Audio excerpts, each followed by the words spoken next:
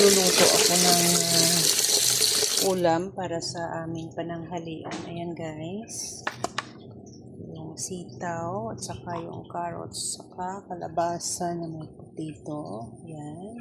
At saka beef. Ayan. Beef siya at saka yung kanyang ingredients. Ayan. Hindi ko nga alam guys kung anong pangalan nitong niluluto ko. Basta alam ko lang tulutuin. Char lang. Ayan. So, gusto ko masustansya na pagkain. Ayan. So, yan ulam namin ngayon.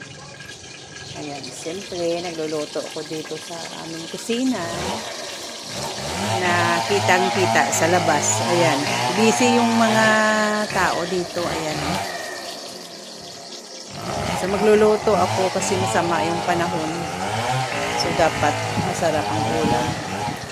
Ayan guys, thank you for watching. Mag-ingat ang lahat guys dahil masama ang panahon hanggang ngayon. So, hindi pa okay. Ayan guys. Thank you for watching. Bye-bye.